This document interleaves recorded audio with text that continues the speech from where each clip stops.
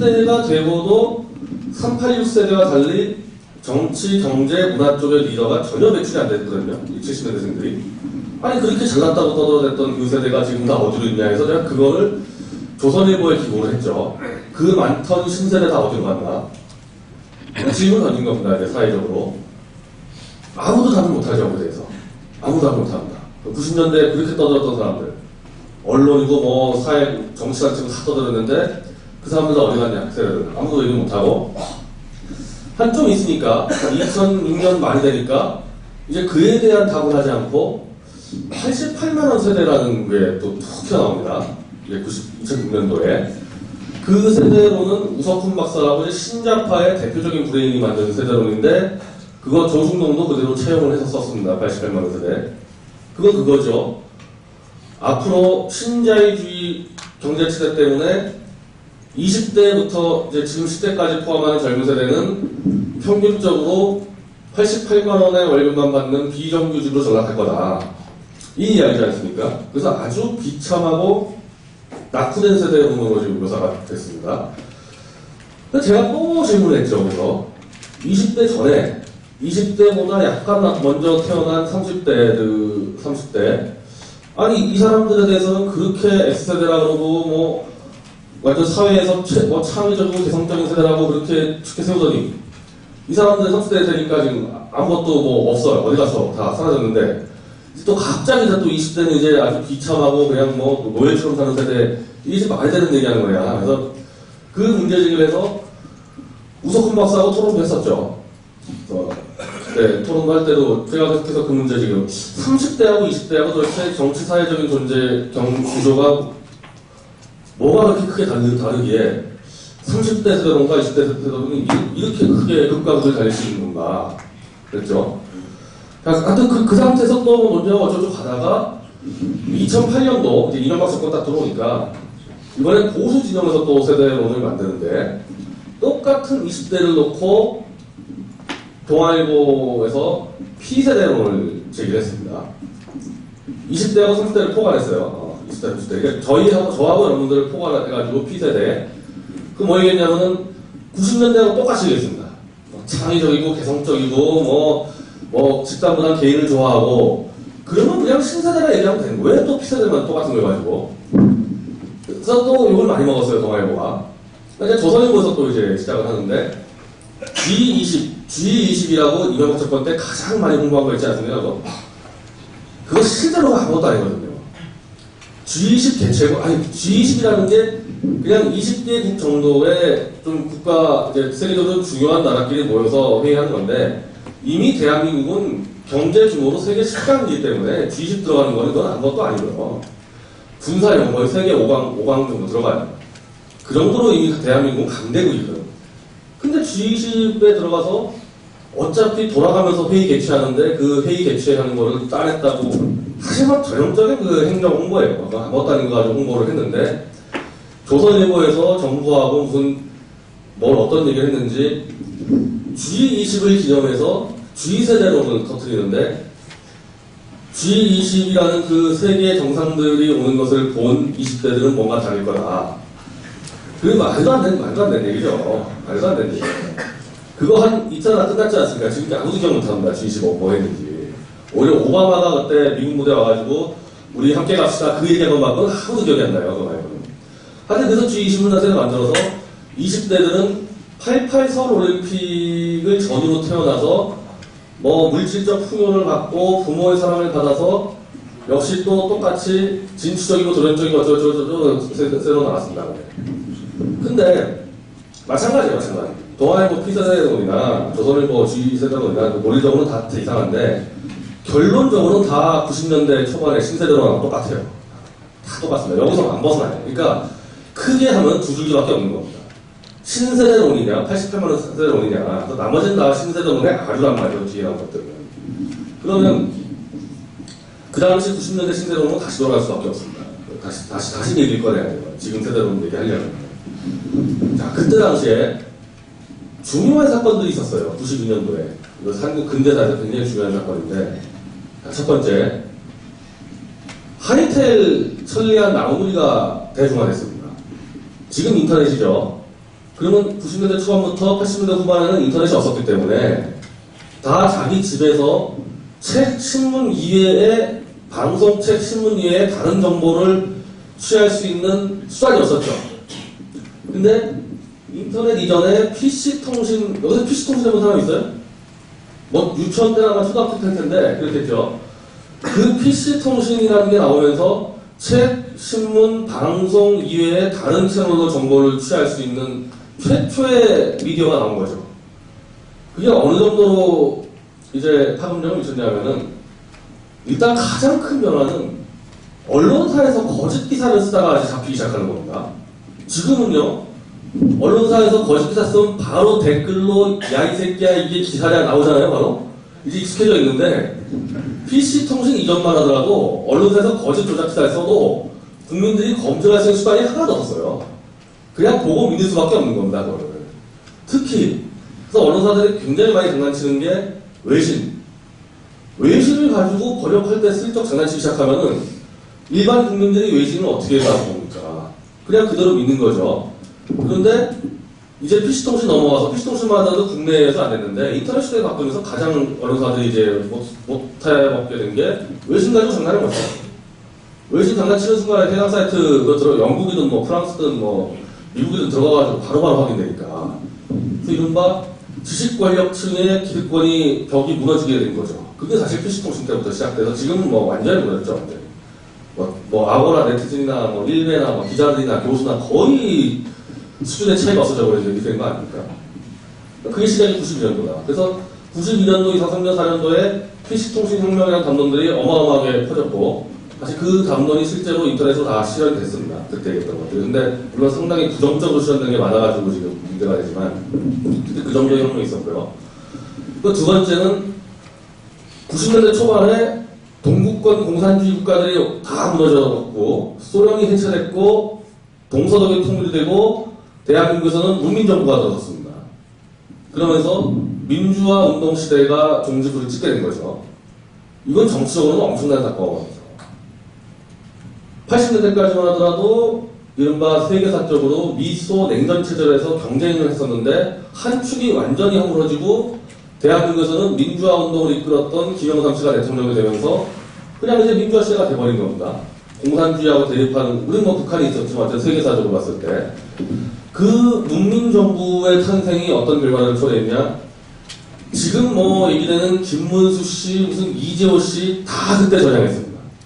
그때 다 사상 전향했는데 자신들이 믿었던 과학적 사회주의 그 국가들이 와그르 다 무너지는 걸 보고 아 내가 이 사회주의 논리가 틀렸구나 해서 그 전향이 한 수만 명이 전향을 한 거죠. 수만 명이. 그래서 그 수만 명이 전향해서 지금 새누리당에 들어와 있는 겁니다. 그때 다 좋았던 사람들이에요. 사실은 제가 지난번 여기 강의 때 서울에 있을 때 강의 때 제가 제 대학 생활을 많이 얘기했는데 저는 사상 전향을 한다는 거는 사실 있을 수 없다고 보는 사람이에요. 사상 전향이라는 거는 자기가 지금까지 체계적으로 쌓아왔던 지식 체계가 한 번에 허물어버리고 새 지식 체계를 쌓는다는 건데 하나 쌓는데 최소 10년이 걸려요. 그 10년 동안 쌓은 거를 버리고 다시 쌓는다? 아, 그건 말도 안 되는 얘기, 있을 수가 없는 얘기고 만약에 그렇게 했다 그러면 그 사람들은 저 뒤에서 다시 시작해야 된다. 정상적으로 보면. 자유주의 체제를 가지고 사상을 쌓아가지고 그걸로 정치, 경제, 사회 문화를 다 보다가 사회주의로 바꿔가지고 다시 본다는 거예요. 그건 지금 다시 듣는 얘기거든요. 그래서 전 세계적으로 사실 사상이라고 하는 경우는 거의 없어요. 그런 지식인이나 정치인. 가끔 가다 얘기 나오는 사람들, 뭐 처칠 이런 사람들은 내각제 하에 정당에서 정책이 안 맞아가지고 이 정책 추진하려고 전환났다가 이 정책 전환났다가 왔다 갔다 하는 내각제체는 그런 게 많습니다. 그런 거지 처칠의 사상이 바뀐 경우는 한 번도 없습니다. 그걸 가지고 지금 자꾸 오르곤 하는데 근데 대한민국은 워낙 특수한 경우죠. 동구권이 무너지기 직전까지만 하더라도 80년대에 대한민국의 주류 운동사회가 전부 다 사회주의 좌파였기 때문에 동구권이 무너지면서 왕창 사상 전향이 될 수밖에 없었다는 겁니다. 그래서 이건 어떻게 보면 개인의 사상을 잘못했다고 얘기할 수 있는 게 아니고 그건 시대사적으로 어떻게 받아들일 수가 있는 거죠. 아무튼 이 정도의 이제 큰 물결이 하나 또 온 거죠. 이른바 사상 전향의 물결이 하나 닥쳐졌습니다. 그리고 세 번째 이제 폭탄 터진 게 서태지의 데뷔예요. 서태지가 92년도에 데뷔했습니다. 제가 원래 제가 대중문화 평론가 출신이어가지고 2005년도까지만 해도 주로 거의 대중문화만 가려고 했었는데 광우병 거짓선동 때부터 제가 대중문화를 은퇴를 했어요. 이제 미디어 잡기 바빠가지고.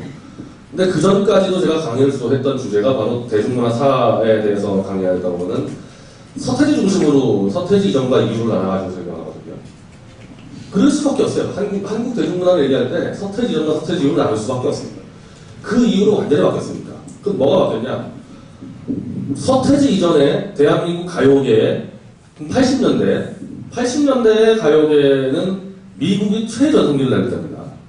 미국의 마이클 잭슨부터 마돈나 살동기죠. 전 세계를 미국 팝이다 휩쓸고 다녀서 한국의 음악 차트도 다 미국 팝이다 휩쓸고 다녔습니다.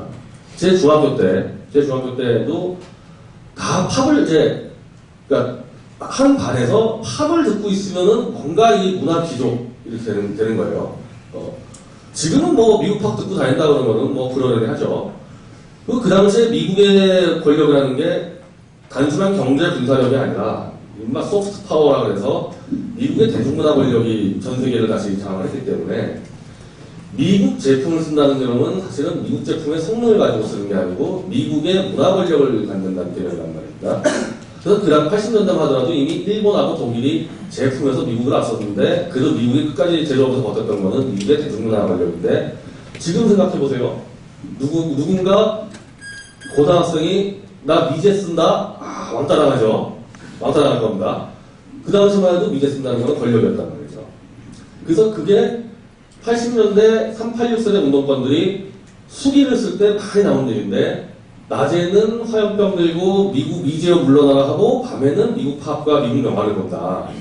그 이중성이 지금도 남아있어요. 그래서 지금도 진중권이 조금 다 이상하잖아요. 하는 말도. 앞뒤가 안 맞게 되는 이유가 이미 어렸을 때부터 낮에는 미국 물러가라고 밤에는 미국을 해서 아주 이상한 뜻을 많이 보인다고요.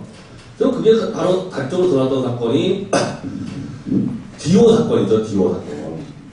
왜냐하면 386세대는 80년대 미국의 최전성기 대중문화에 공포감을 가지면서 성장했기 때문에 감히 대한민국의 개그맨 따위가 어떻게 그 미국 시장에 들어가서 네가 승부를 건다는 얘기냐 이런 생각을 하는 그게 지금 진중권의 디오 비판이었습니다.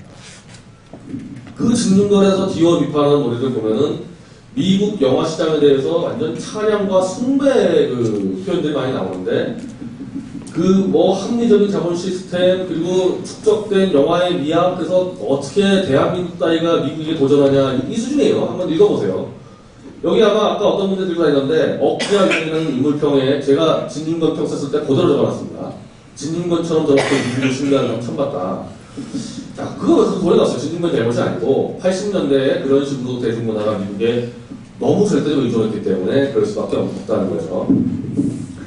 그런데 서태지가 딱 등장하면서 순식간에 이게 바뀌어 나갑니다. 물론 서태지 이전에 신승훈이라는 가수가 먼저 데뷔를 했어요. 나중에 김건모하고 트로이카로 가죠. 그러니까 데뷔를 신승훈이 먼저 하고 신승훈의 미소 속에 비친 그대가 4주인가 연속 1위를 하고 있을 때 서태지의 난 알아요가 그거를 내려버리고 서태지가 올라갔거든요. 나중에 한 3, 4년간 셋이서 트로이카를 가지만 신승훈의 경우는 80년대에 발라드 노선 그걸 그냥 이어서 온 거고 서태지는 중간에 치고 들어와서 미국의 랩을 가지고 한파시켜가지고 미국으로 와거든요. 근데 그 문화적 파장력을 신승훈하고 서태지하고 비교가 안 되죠. 그때부터 대한민국의 음악 차트에서 미국 팝이 밀려나가기 시작합니다. 그때부터 쫙 밀려나가요. 그래서 마지막까지 버텨오고 있었던 게 뉴키스 온 더 블락이 거의 마지막까지 버텼고 그 뒤로 그래서 요즘엔 마찬가지예요. 요즘에 90년대 초까지만 하더라도 그래미 어워드라고 미국의 음악 그 시상식이 대한민국에서 생중계했단 말이죠. 아니면 녹화 중계라도. 지금 그래미 전혀 중계 안 되죠. 누가 탔는지 아무도 모릅니다. 그리고 영화는 약간 늦은데 영화도 마찬가지 나중에 영화를 봤지만은 90년대 후반까지만 하더라도 미국의 아카데미 수상작이라 그러면은 그냥 대한민국에서 흥행이 보장됐는데 지금은 아카데미 수상을 누가 대상을 탔는지 아무도 모르고만 보고 있어요. 그러니까 미국의 문화 권력이 물러나는데 그 선봉대가 서태지였다는 겁니다. 그 서태지 이후에 김건모가 레게 가지고 들어오고 그 뒤로 쫙 나와요. 신성부터 RF고 해가지고 지금은 쿨 쫙 나와가지고 90년대 중반을 대한민국 음악의 르네상스라고 그러거든요. 그래서 아직까지도 그거 다 지금 리메이크가 들어오는 거 아닙니까? 그러면서 음악 시장의 90%를 대한민국이 장악한다. 미국 팝이 완전히 쫓겨났어요. 지금까지도 그래요. 지금 그때부터 해서 지금까지도 라디오 음반 시장 90%가 대한민국이 장악하고 있는데 이런 나라가 그렇게 많지 않습니다. 미국 팝이 이렇게 퇴출된 나라가 그렇게 많지 않아요. 그럼 영화는 약간 늦어요. 영화는 늦게 해야 되는데 왜 그러냐면 예술 장르에서 음악을 그냥 들으면 되잖아요. 근데 영화는 직접 눈으로 보기 때문에 이 자본의 영향을 많이 받아서 영화에 대해서는 한 6, 7년 뒤에 이제 움직이기 시작하는데 영화에서는 이제 크게 바꿔버린 게 쉬리가 크게 바꿔버렸죠. 쉬리, 역시 영화를 얘기한다면 쉬리 이전과 쉬리 이후를 따지게 되는데 그건 무슨 차이냐면은 쉬리 이전에 한국 영화들 총 쏘는 영화들 많이 나옵니다. 뭐 자살하기도 하고 뭐 총싸움도 하고 하는데 뭐 전쟁 영화에서 그거 무슨 총 가지고 했냐면은 그 문방구에서 파는 총들 있잖아요. 그 총 가지고 하는 거예요. 총 가지고. 왜? 그럼 안 따지니까. 그냥 일단 총으로 쐈다 그러면 되는 거지. 이 총이 진짜 자리냐 이거 아무도 안 따집니다. 이게 이른바 쉽게 얘기하면 후진국의 영화예요. 디테일에 신경 안 쓴단 말이죠. 거기데 쉬리만 유일하게 쉬리가 처음으로 나오는 총 자세 그 총을 전문으로 하는 그 한 명을 총리 감독으로 둬서 실사하고 똑같이 씁니다. 똑같이. 그래서 그건 지금도 쉬리 보면요. 한석규나 송강호가 총 던진 자세를 다 장난인데 그거 총리 감독한테 다 지도받고 한 겁니다. 그 정도로 철저히 해가지고 언론들도 총을 다 따기 시작했죠. 그 전에 한국 영화에서 누가 총을 쐈는데 그 총이 뭐냐 누가 기사 씁니까? 근데 이 총들 기사를 다 썼을 정도로 쉬리가 그렇게 디테일하게 해서 대한민국의 그 아마 흥행 기록을 넘어섰을 거예요. 쉬리가. 그 전에 아마 수편지였는데 그 다음에 나오는 한국 영화들은 다 그 정도의 디테일을 따라가기 시작합니다. 즉 영화에 투자가 많이 들어가기 시작하는 거죠. 그리고 쉬리 이후부터 이른바 스크린 쿼터제가 40% 의무 사용된대. 40% 의무 사용을 해야 되는데 한국 영화를 의무고 뭐고 필요 없이 대한민국 영화 점유율이 40% 넘어갑니다. 그냥 2000년부터. 그래서 최대 70%까지 넘어가고 지금도 60% 70%로 넘어가고 있어요. 영화 점유율이. 그러면 스크린 쿼터 필요 없죠. 무조건 40%로 한국 영화를 의무 사용하도록 하는데 시장에 놔둬도 70%로 가니까 스크린 쿼터가 뭐가 필요합니까? 이거에 대해서 2000년 초반, 2000년 때부터 좌파들하고 굉장히 논쟁을 했는데 우리 말이 맞았죠. 나중이니까 70%까지 올라갔습니다. 그럼 여기에 대해서 그때 스크린 쿼터가 없으면 나라가 뭐 대한민국 영화 망한다고 떠들고 다녔던 문성근이 명계남이 단 한 마리 해명한 적이 없죠. 지금까지 계속 하고 있습니다. 그래서. 근데 영화가 완전히 이제 미국 영화를 역시 밀어내고 한국이 아마 지금 전 세계에서 자국 영화 점유율이 제일 높은 나라는 미국을 제외하고는 인도입니다. 인도가 90% 차지하고 그 다음에 한국이에요. 그 다음에 한국이 한 70% 정도 차지하고 있고 일본하고 홍콩이 50% 정도 왔다 갔다 해요. 그러면 음악이나 지금 영화나 그리고 방송 드라마는 볼 것도 없죠. 방송 드라마는 한국은 100% 점유하고 있습니다. 방송 드라마 지상파 프라임타임이 10시죠. 월화수목 드라마인데 여기 미국 드라마 못 들어오잖아요. 여기 100% 한국 드라마죠. 그럼 방송은 100% 점유하고 있다고 봐야 돼요. 방송 100%, 음악시장 90%, 영화시장 70%를 자국이 장악하고 있는 나라가 미국 말고 한국밖에 없어요. 미국 말고. 그럼 미국 다, 그리고 이제 한류라는 게 나오지 않습니까? 90년대 중반부터. 문화를 수출하는 나라? 역시 미국하고 한국밖에 없습니다. 일본이 좀 하다가 좀 일본 지금 좀 맛있어 가지고 안 된단 말이에요. 자, 그러면 그 문화의 흐름을 보고 시작했던 게 90년대 중반에부터 시작한 거죠. 그때부터. 미국 문화에 주눅이 안 들어요. 그냥 미국 문화? 그냥 내가 좋은 보고 내가 싫어하는. 이렇게 생각하는 세대들이 이른바 세계화의 흐름을 타고 계속 배낭여행으로 자유롭게 나가기 시작한 것도 90년대 학번들이 최초입니다. 저는 안 갔습니다. 저는 안 갔는데 아주 제 주위에서 어디 배낭여행 간다고 떠들고 다니는 게 제 학번 때부터 처음이었습니다. 네, 왜냐하면 세계 여행을 자유화시켰거든요. YS 정부가. 학생들이 그냥 배낭여행으로 다니는데 그냥 다니는 게 아니고 최소한 아시아 쪽으로 나가면은 일본이든 대만이든 홍콩이든 어딜 가면은 한국 기업들 간판은 당연히 보고 TV 틀면 한국 드라마 나오고 홍콩만 해도 홍콩에 그 바닷가 다니면 그 안에서 통기타 치는 애들 전부 다 한국 노래 부르고 있습니다. 홍콩에서. 이거를 보고 자란 세대와 80년대 자기 방에 숨어서 마이클 잭슨 듣고 있었던 그 세대와 어떤 차이가 있겠냐는 거예요. 미국에 대한 공포감이 없고 대한민국에 대한 원래는 자부심이 있어야 되는데 제가 볼 때 지금 20, 30대는 너무 익숙하다 보니까 오히려 자부심이 없는 것 같아요. 사실은 문화적으로도 엄청나게 빠르게 성장해서 대한민국의 자부심을 가져야 되는데 지금 20, 30대는 그걸 너무 당연하게 받아들이다 보니까 자부심이 없지만 분명한 거는 미국에 대한 공포감 그리고 일본에 대한 공포감은 완전히 없는 세대다. 이거는 지금 20대, 30대 중에서 좌파 정당의 표를 던지는 그 친구들도 한번 얘기해 보세요. 일본이 대한민국을 문화로 식민지로 점령할 수 있을 거 아니냐. 그렇다고 답은 안 할 거란 말이죠. 근데 80년대 학번들이 90년대까지만 하더라도 일본 문화를 개방하면은 일본이 문화로 완전 대한민국을 다시 식민지 만든다고 그렇게 공개 방송에서 나와 떠들고 다녔습니다. 그때 저도 그렇고 저 말고 이제 일본 문화 평론가 김지롱 씨라고 있는데 일본 문화를 개방하면은 오히려 한국이 일본 문화를 치고 들어갈 거다 이렇게 얘기했을 때 한겨레 신문에서 정신병자라고 썼어요 저희들한테 기사를. 지금 그렇게 되지 않습니까? 그렇게 주장한 지 3년 만에 겨울연가가 들어와서 일본 한류를 했는데 역시 사과 한 마디 없고 정정 한 마디 없습니다. 그 이제 시대적 흐름하고 세대 흐름이 같이 가는 거거든요. 자 그러면서 이 세대가 나오는 거예요. 그럼 아까 제가 말씀드린 세 가지 특성이 있죠. PC통신혁명, 정치혁명, 그리고 문화혁명인데 이 세 가지 기본이 신세대의 원래 원천적인 시대적 흐름입니다. 근데 이 세 가지 흐름 가지고 세대를 좀 더 과학적이고 객관적으로 분석해서 그럼 이 세대가 뭘 해야 될지를 가지고 국가적으로 청구한 게 아니고 장사를 하려고 했어요, 장사를. 그래서 좌파 쪽도 장사를 하려고 했고요, 우파 쪽도 장사를 하려고 했는데 먼저 우파 쪽 장사는 이런 거죠. 그 당시 90년대 들어서 가장 큰 변화가 20대들의 소비 성향이 크게 늘었습니다. 소비가 늘게 됐어요, 20대들이.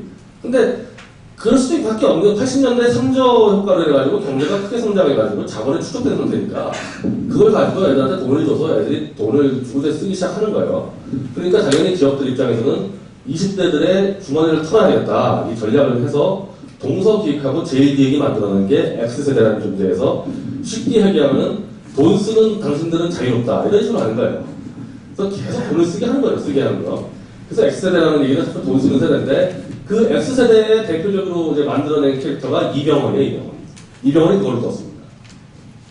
자, 이게 우파 쪽의 신세대 접근 방식이었고 좌파는 뭐였냐면 그때 좌파는 더 이상 정치 투쟁이 안 되니까 대학에서 이제 문화 투쟁을 하겠다 그래서 그때부터 영화계, 방송계, 음악계를 장악하러 들어갑니다. 그때 장악한 게 지금까지 장악하고 있는 거예요. 그 사실은 그래서 386 세대들 이제 이 대학에서 민중문화운동 했던 사람들이 다 제도권으로 들어가가지고 다 충무로부터 방송계를 장악을 합니다. 그래서 거기서 서태지를 이용을 하는데 서태지를 개혁의 전사로 포장을 하죠. 그 서태지는 하나의 운동의 하나의 존재로 만드는데 그때 당시 논쟁들이 있었던 게 서태지는 장사꾼이냐 서태지는 개혁가냐 했을 때 그게 바로 그 좌우파의 두 가지 흐름을 같이 투작한 겁니다. 서태지가 장사꾼에 얘기하는 사람들은 제2의 같이 이제 돈 파는 애들이고 상품 파는 애들이고 서태지가 개혁가라고 얘기하는 거는 이제 좌파 이제 문화단체들이 이렇게 해서 하나의 이른바 체계바라화를 시키는 거죠. 체계바라와 같이. 그 나중에 이제 그 팀이 그대로 2000년대 초반에 체계바라 평전과 체계바라 티셔츠를 팔면서 하나의 문화 권력으로 체계바라를 또 성장화시키는 데 성공을 했고 그 티셔츠를 최근에 얼마 전에 광주 지역의 어린애들이 입고 나온 겁니다. 난 거기에서 저한테 뭐 멘트 따라 그러는데, 기본적으로 그거를 입힌 어머니들이 386 세대라면 체계바라를 알 수도 있겠지만은, 저는 모르는 사람도 상당히 많았을 거라고 봐요. 모르면은 그냥 체계바라 딱 하면, 아, 이 사람은 락커구나. 아마 이렇게 봤을 거예요. 왜냐하면, 그 연예인들이 체계바라 티셔츠 입고 다니는 애들 인터뷰할 때 보면은 다 이거 락커인 줄 알고 있었거든요. 그리고 체계바라는 쿠바와 세계 사회주의자 연대들이 아주 철저하게 기획을 해가지고 만들어낸 상품이거든요. 그 당시 똑같이 서태지를 가지고 만들어냈었어요. 근데 사실 서태지는 사실은 이제 나중에 밝혀졌지만 장사꾼이 맞았죠. 장사꾼이 맞았습니다. 근데 뭐 나쁜 장사꾼은 아니고 좋은 제품을 판 장사꾼인데 개혁이나 이런 건 전혀 관심이 없던 사람인데 좌파들은 그렇게 이용을 해서 이제 개혁적 문화 장면들을 만들어냅니다. 자, 그러다가 아까 말씀드린 대로 97년도에 IMF가 딱 터지니까 그냥 끝났어요. 하다가. 왜냐하면 소비를 하라. 젊은이들은 소비를 하는 게 미덕이다. 그러고 이제 좌파 쪽에서도 더 이상의 계급이나 무슨 자본 추징이나 문화 추징이나 막 하고 있었는데 갑자기 나라 경제가 막 무너져가지고 중소기업 도산하고 막 자살하고 그러니까 더 이상 문화를 가지고 소비를 가지고 세대를 얘기할 수 없게 되지 않습니까? 그래서 97년도 이후에는 완전히 세대론이 다 끝나버리고 그냥 지금 제 세대 그냥 사라졌죠. 그래서 지금 이제 제가 이제 40인데 이제 30대 후반, 40대 초반 당신들 지금 뭐하고 있냐는 질문도 안 하고 싹 다 제껴버리고 20대 가지고 얘기하고 있는 겁니다. 한 세대를 그냥 버려버리는 겁니다. 이렇게 해서. 근데 가끔씩 좀 나오는 것들이 있어요. 가끔씩 나오는 것들이 2000년대 중반 정도에 그러니까 지금 70년대생들에 대해서 한 30대가 되면 어쨌든 그 세대에 리더가 나오게 돼 있는데 그 리더가 하도 없으니까 주로 언론에서 이 여자를 이렇게 띄우는 경향이 있어요. 이 여자 리더를. 왜냐하면 최근 한 10년 동안의 대한민국 담론이 여성주의 담론이 우세였기 때문에 리더를 띄운다 했을 때 남자를 띄우는 상품성이 없고 여성을 띄워야 되기 때문에 상품성이 있어서 여성을 3명을 띄우는데 그 3명을 다 제가 잡아서 주저앉혔어요. 첫 번째 한 명이 유밀레라고 기억나시 2004년, 2005년도에 유밀레라고 해서 77년생이에요. 77년생인데 76년생인데 79년생이라고 항상 나이를 속여요. 여성들 같은 경우는. 그래서 그 친구가 서울대 국문과를 졸업을 하고 원래 연예인이 되려고 했는데 연예인이 안 하니까 그건 연예인은 그냥 좀 예쁘다가 되는 게 아니잖아요. 그러니까 연예인 기획사에서 얘는 서울대 학번이니까 연예인보다 아주 벤처 여성 사업가로 포장을 시키자 해서 유밀레 공화국이라는 주식회사를 세우고 그래서 저희 삼성동 코엑스몰에다가 유밀레 공화국이라는 가게를 내고 얘가 그 사업을 이룬 것처럼 이렇게 연출을 해가지고 내세웠습니다. 그래서 그거 가지고 정말 장사를 잘했어요. 1년간 한 2003년, 2004년 정도 1년간 2045년도 1년간 유밀레가 우리 세대의 최고의 스타로 뛰는 겁니다. 인터뷰도 하고 얘기하는데 그런 거 잡아낸 계기가 있었는데 저도 대학 때 창업을 했고 지금도 창업해서 지금 회사를 운영하면서 제 정체성은 창업가인데 유밀레 그 다큐를 그때 유밀레 다큐가 나왔을 정도니까 얼마나 대단했어요. 유밀레 다큐를 보니까 그 회사에서 노래방에서 노래를 부르면서 회의를 하더라고. 이건 이거 아무리 포장을 해도 신세대는 뭐 일도 즐겁게 해요 그러는데 아니 일을 즐겁게 할 수도 있지만 회의를 노래를 부르면서 한다? 저 벤처 타운 들어가서 저쪽에 무슨 테헤란 밸리든 저쪽에 두로 밸리든 3명, 4명에서 벤처 창업해가지고는 그냥 밤새도록 일하고 그렇게 가는 거지 노래방에서 노래 부르면서 회의한다는 말도 안 되는 얘기야.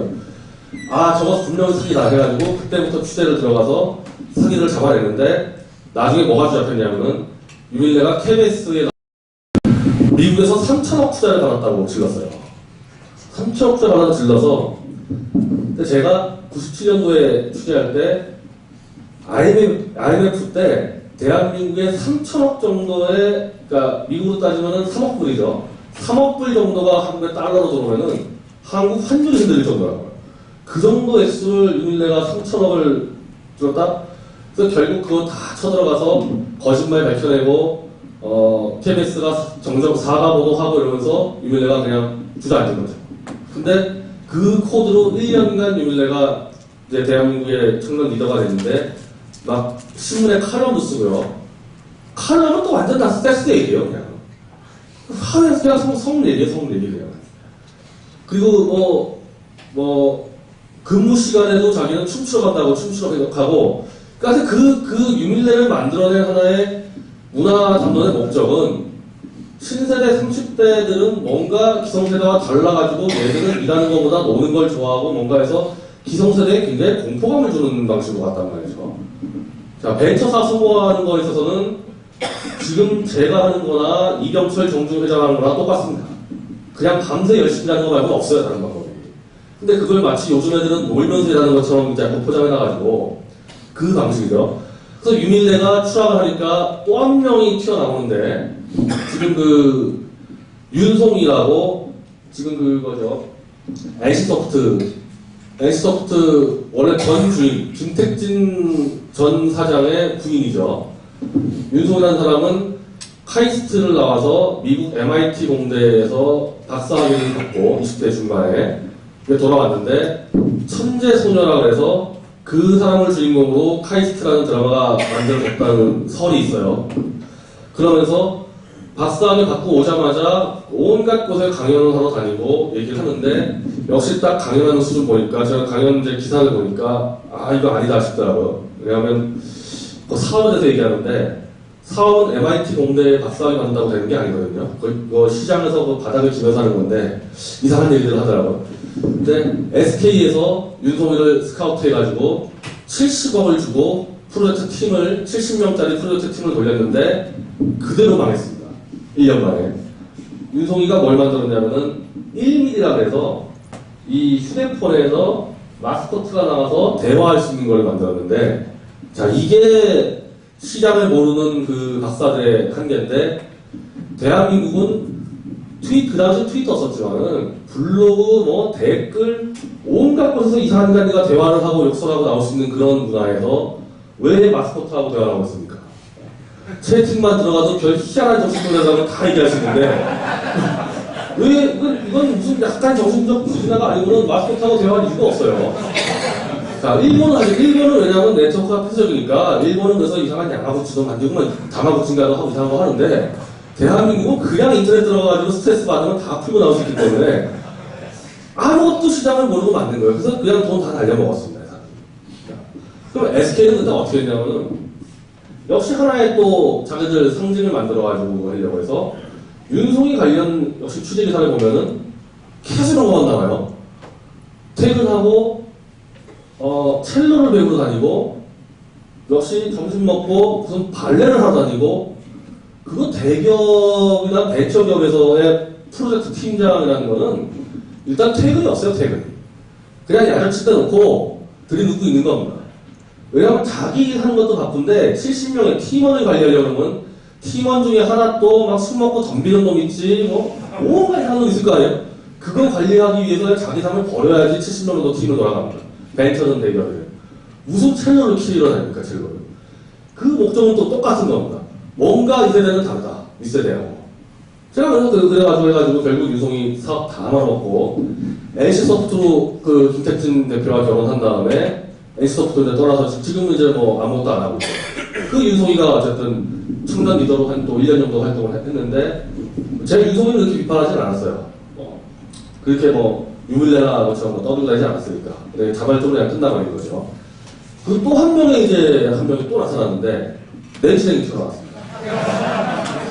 내시생이 지금 유명한 게 아니에요. 내시생이 지금 뜬 거는 최근에 들어서 친노 정부 세력이 정치적으로 뛴 거고 실제 내시생이 뜬 거는 2004년도예요.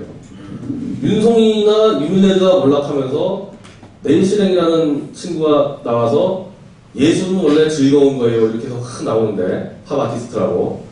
저는 그때 이미 내시생을 사기꾼이라고 주장을 하고 잡으려고 하다가 생각보다 많이 안 떠서 나뒀는데 내시생은 어떤 식으로 나왔냐면은 책을 냈어요. 내시생이 예술을 향해 써라는가 이상한 책을 냈는데 저도 나름대로 미학을 좀 먹기 때문에 그 정도 본단 말이죠. 이게 사기꾼인지 아닌지 책대에서는 예술에서 놓았는데 예술은 뭐 원래 이렇게 진지하고 뭐 게 아니라 원래 즐겁게 노는 거예요 얘기를 하는데 그러면 미학이나 예술 이론이라는 것이 얼마나 많이 축적이 됐겠습니까? 서구나 대한민국에서도 그거 수도 없이 많이 나온 얘기들이에요. 그래서 그거가 수용돼서 얘기 나오는 것이 팝아트론도 있고 그리고 대중예술론이 또 따로 나왔죠. 대중문화론 다 따로 나오고 다 돼 있는 거 가지고 마치 자기가 처음으로 예술을 즐겁게 받는다고 하는 것처럼 사기를 쳐서 여기자들이 많이 넘어갔어요. 여기자들이 많이 넘어가서 지금도 사실 내시생의 가장 큰 나군들은 여기자들이에요.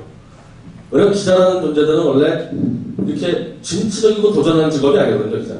기자는 취재원이 진취적으로 도전하는 걸 따라가가지고 이 특종하기 때문에 기자는 굉장히 수동적인 문제인데 특히 여기자들이 그런 경우가 많아요. 내시생을 보니까 굉장히 막 터프하고 뭔가 여자 막 제가 그래서 내시생한테 트위터로 연독하는 식구다의 스타일 같다는 게 무슨 얘기냐면은 막 칠공주파 두복 같은 스타일 아니에요. 그 스타일 자체가. 그래서 여기자들이 그걸 굉장히 좋아한다고 그런 스타일들을. 그래서 여기자들이 막 띄우는 거죠. 그래서 내시생도 중앙일보 여기자들이 많이 띄웠단 말이죠. 그 자체 해가지고. 근데 그 파바트라는 거 해가지고 결국 나중에 또 대형 사고를 쳤죠. 그 박정희 대통령 생각 들어가지고 파바트라면서 대형 사고를 쳤는데 그 파바트 자체를 전혀 모르고 떠드니까 그렇게 되는 겁니다.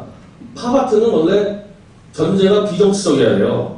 왜냐하면 파바트는 파라는 게 파퓰러를 줄임말인데 전 대중에게 예술의 즐거움을 줘야 되기 때문에 정치성을 딱 뜨는 순간에 절반은 불쾌함을 느낄 수밖에 없지 않습니까? 그래서 파바트의 핵심은 정치성 배제인데 박정희 대통령 생각 들어가지고 이러고 다니면서 이게 파바트라고 해서 그거는 전이 정치 예술이죠. 그러니까 그거 뭔지도 모르고 하는 겁니다. 근데 네이션이 그렇게 뜨다가 네이션이 결국에 그게 걸렸어요. 이탈리아 비엔날레에 가가지고 무슨 자기가 어떤 이상한 퍼포먼스를 해서 각광을 받았다 그러는데 그 홍대 출신 한 예술가가 그거를 보고 제보를 해가지고 그러다가 그냥 자기들끼리 막 자기들 몸에 막 페인트 칠해가지고 이탈리아 그 사람들 쫓겨나고 그랬다. 그 퍼포먼스 안 했다. 그래서 그걸로 걸리고 나이 속인 거 걸리고 그래가지고 완전히 추락했었죠. 완전히 추락했다가 최근에 다시 올라온 겁니다. 이 정치로. 다시 올라왔다가 또 떨어졌는데 사실 네이션도 잠시나마 2003년도 2005년도에 리더로서의 역할을 좀 했었단 말이죠. 그래서 다 아웃됐습니다. 그 여성들 같은 경우.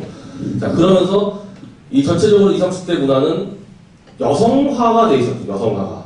항상 리더는 여성이 리더가 돼야지 상품화가 되고 여성 남론에 이 적합한 남성들이 간택이 되고 이런 여성주의가 이제 판을 쓰게 되는데 그래서 정당에서 대변인을 항상 여성으로 갖다 주는 것도 2000년도에 그 문화 때문에 들어가는 겁니다. 그 대변인의 역량과 관계없이 거의 무조건 대변인 여성을 갖다 앉혀버리는, 그래서 얼굴만 시켜버리는 거, 이런 문화들도 2000년도에 이제 영향을 받은 거죠. 자, 그러면서 사실 남성들이 상당히 많이 유축됐죠. 유축됐고, 그건 사실은 좌파 진영에서 많이 주도를 했습니다. 좌파 진영 쪽에서.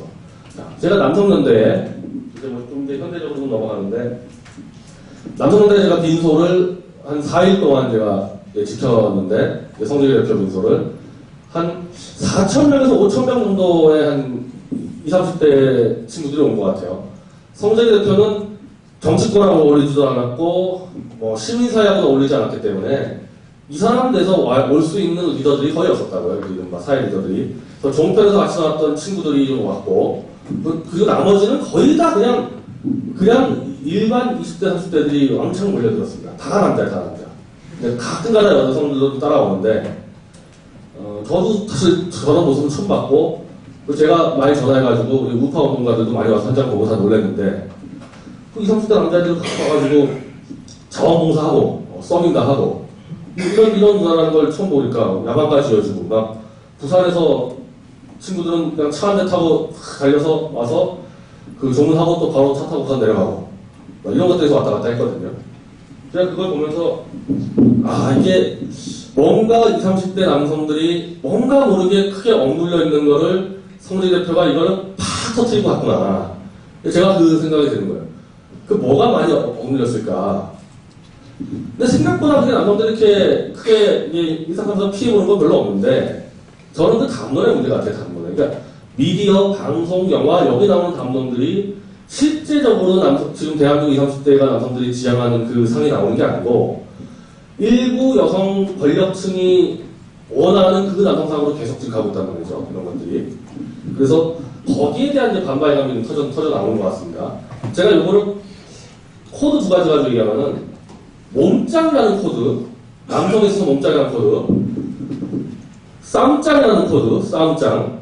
요 두 코드가 한해 모모함에 남성 여성이 갈리는 코드예요. 원래 남자들 같은 경우는 사실은 쌈짱 코드에 훨씬 익숙한데 이게 몸짱으로 바뀌어서 2000년대에 몸짱이 확 가지 않았습니까? 사실 이런 게 여성적 코드라는 거죠, 이런 것들이. 몸짱 코드라는 것 자체가. 그래서 이런 거 하나하나가 다 조금씩 안 맞아 들어가니까 여기서 이제 많은 불만들이 쌓이고 그리고 이제 특히 여성부를 중심하는 이제 여성주의적 권력자들이 자꾸 이제 무슨 남성들을 가지고 엄청난 기득권을 가진 것처럼 저는 여성에 비해서 그렇게 크게 피해본다고 보진 않지만 또 엄청난 기득권을 가진 건 아닌데 자꾸 그렇게 몰아붙인다는 거죠. 제가 대학교에 복학을 해서 이게 이제 2000년대 한 초반에 있었던 대학 문화의 핵심 코드였는데 페미니즘이 완전 대학가를 휩쓸었습니다. 여성주의가 완전 대학가를 휩쓸어서 정말 말 한마디 잘못하면 그냥 박살나는 상황이었어요. 특히 복학생. 군대에 다녀왔다는 이유 하나만으로 정말 군대에서 나라를 지키고 열심히 지키고 왔는데 그냥 범죄자 취급을 해요. 범죄자 취급을. 군대에 갔다 왔다는 이유 하나만으로. 자, 어떤 사태들이 벌어지냐면은 저희 그 페미니즘을 담론의 서울대 학생회에서 그걸 보급하고 주도했던 데가 저희 미학과 이제 여학생들이었는데 이런 걸 만들어놨습니다. 과방에다가 복학생 일기라는 걸 만들어놨어요. 복학생을 위해서 일기 써주는 게 아니고 하루하루 보면서 자기들이 성적인 수치심을 받았다는 것을 기록을 하는데 다 복학생이에요. 복학생. 그러니까 한 복학생이 나를 흘려보며 지나갔다. 그리고 뭐 한 복학생이 뭐 나에게 뭐 옷이 뭐 이상하다고 얘기했다. 이거 다 성폭력이라고 그러는데 제가 그쪽에다 얘기한 거는 네가 흘려봐서 기분 나쁜데 왜 복학생이냐? 이 친구는 복학하기 전에 원래 대학교 신입생 때부터 원래 그랬던 애인데 왜 복학생이라고 그래야? 그 뭐라고 그 사람들 생각하냐면은 페미니스트 같은 경우는 정말 순수하고 여성적이고 밝은 남성이 군대에 가서 2년 만에 사악한 악마로 변해서 왔다고 생각을 해요. 그걸 제가 아무리 얘는 1학년 때부터 됐던 놈이라고 얘기해도 안 믿죠. 그때 못 봤으니까. 사람이 이렇게 빨리 변하겠냐 이거예요. 그래서 저희 여러 명 걸렸습니다. 복학생들. 그냥 신입생 옆에 앉아있으면은 야 술 한잔 따라와라 이러면은 다음날 저는 이 여대생에게 술을 따르도록 강요해서 성적 수침을 안겼습니다. 저는 스스로 자아 비판합니다. 대장 못 써야 됩니다. 한마디로.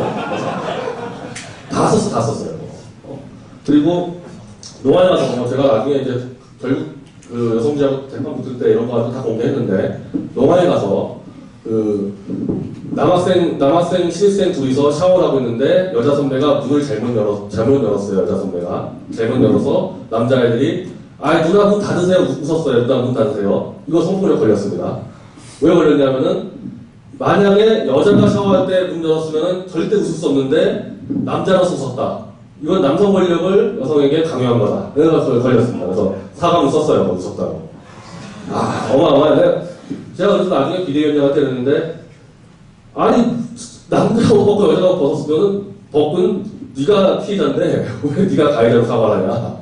그런 일들이 계속 벌어지는 겁니다, 여러분들. 나중에는 결국에는 성폭력 주작 사건이 터져가지고 거의 저는 대학교 4학년을 완전히 망쳐버렸는데 전쟁을 벌이면서 이런 거 가지고 걸려 들어가는 거죠. 그 미학과 여자애 하나하고 영문과 남자애 하나가 있는데 둘 다 제가 다 아는 애들이죠. 그 미학과 여자애가 영문과 남자애를 짝사랑해가지고 1년 동안 따라다니다가 계속 도망갔는데 결국 술 먹다가 잡혔어. 술이 약해가지고 술 먹고 쓰러진 거야 남자가. 그래서 여자애가 이걸 들쳐업고 자기 집으로 데려가서 여자가 등발이 있는 남자는 작은 애고요. 그래서 들쳐서서 이제 데려간 다음에 서로 잤는데 잤다는 게 뭐 절대 그게 아니고 그냥 잔 거예요. 술 취해가지고 한 거였는데 그 여자 쪽 주장은 자는데 자기를 더듬었다는 거고 남자는 술 취해가지고 들어서 아무것도 모르고 있는데 아침에 딱 깨보니까 여자애가 밥상을 차리고 있더라는 거죠. 거의 기겁을 한 1년 동안 도망갔는데 이게 웬일이냐 그래가지고 바로 도망갔죠. 바로 도망가고 핸드폰 그 당시 삐삐 끄고 도망갔죠. 여자 입장에서는 1년 만에 잡아가지고 내 방에 쳐넣는데 이놈이 도망갔어. 그리고 전화하니까 전화가 안 돼 삐삐. 바로 그날 성폭력으로 신고한 겁니다. 이걸로.